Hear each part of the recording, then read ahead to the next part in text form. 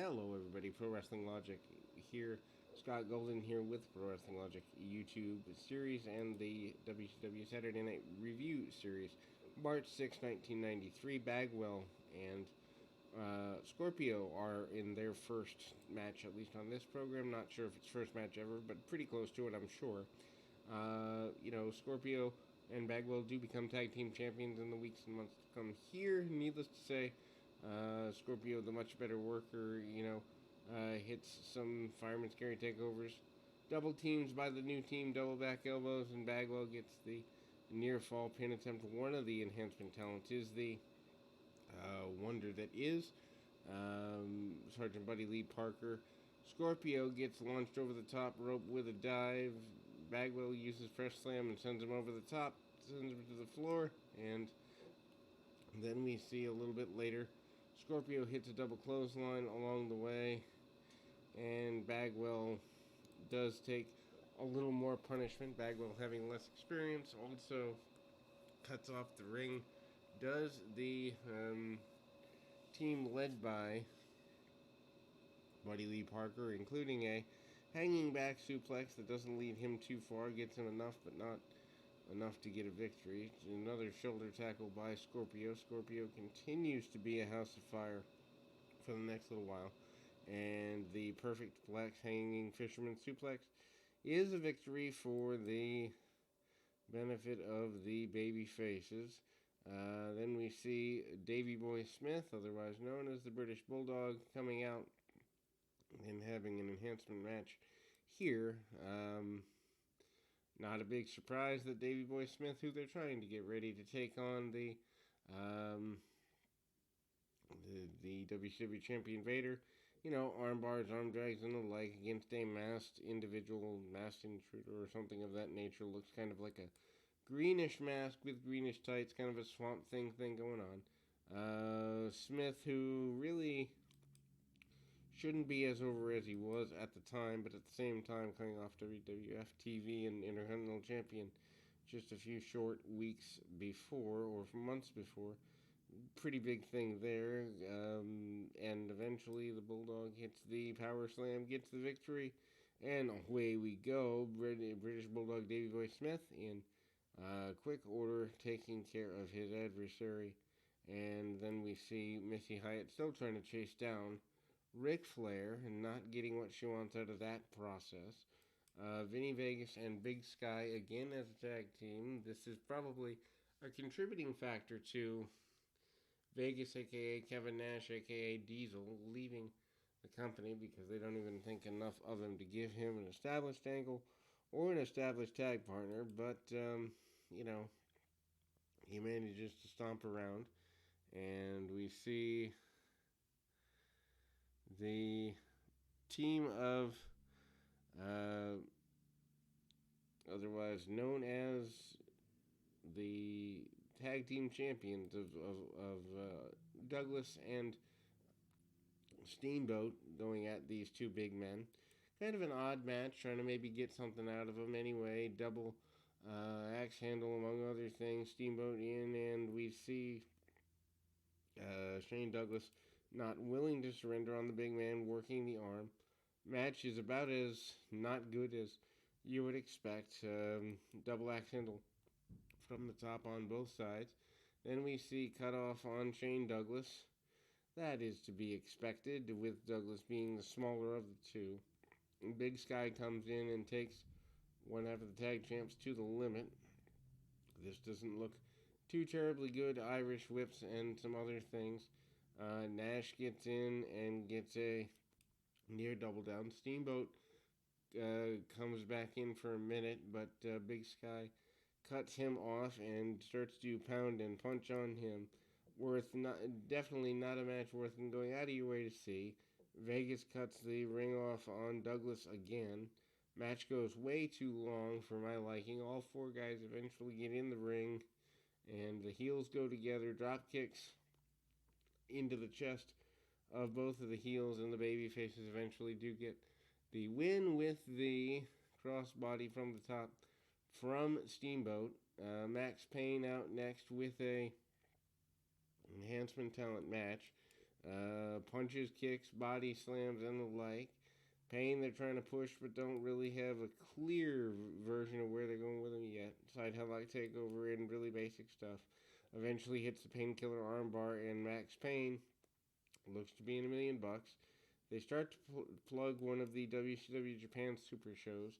Trying to build with Japan throughout is a pretty big thing. Johnny B. Bad out with a singles match next. Odd that they put Bad and Payne next to each other, mainly because they would end up feuding in the months to come.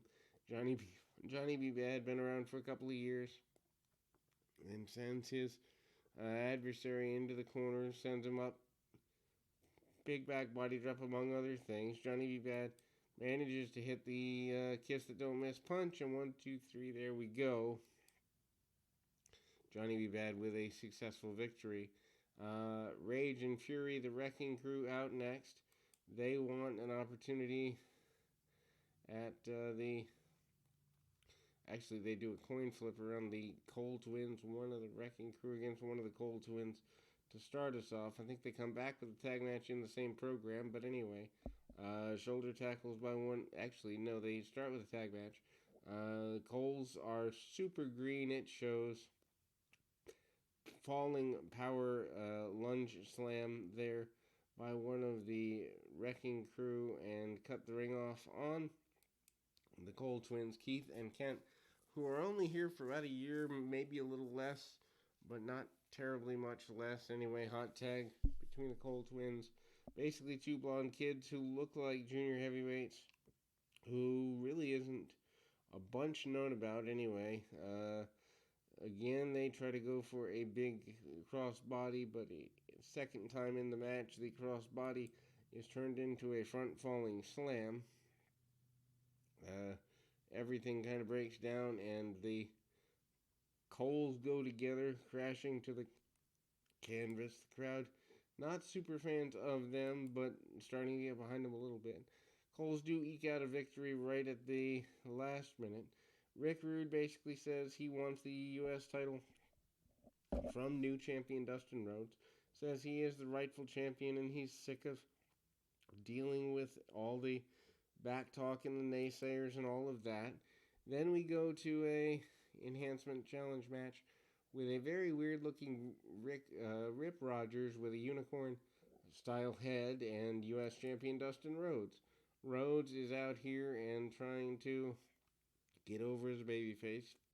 Really would say he's done it by the end of the year, but here in March, still trying to find himself. Armbars, hammerlocks, and the like. Real basic stuff. Tries to keep Rip Rogers on the canvas and crank on him with the armbars and more basics.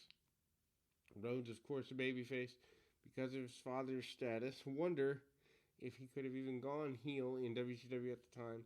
Probably not, but maybe not. Anyway, Rhodes manages a back heel trip, and Rogers tries to bring him over, but outside in suplex and a Bulldog from Dustin Rhodes. Rhodes gets the victory and is still your U.S. champion. He's got a lot of challengers ahead. He's open to taking on Rick Rude. He's open to taking on anybody. In the meanwhile, Ric Flair comes out, making open challenges to Vader. He's glad to see Arn Anderson back on his side. He's also wanting to get his hands on Barry Windham. Talk of the reformation of the Horsemen is again teased here. Nothing really settled with it, but it's teased and talked about, to say the very least. Paul Orndorff is out next with an enhancement style match.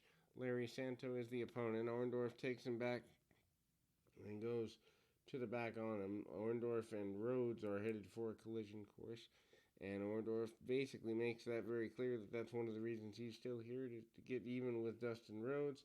Uses the neck crusher over the top strand of rope, among other things, and eventually Orndorff hits a pile driver and gets a victory.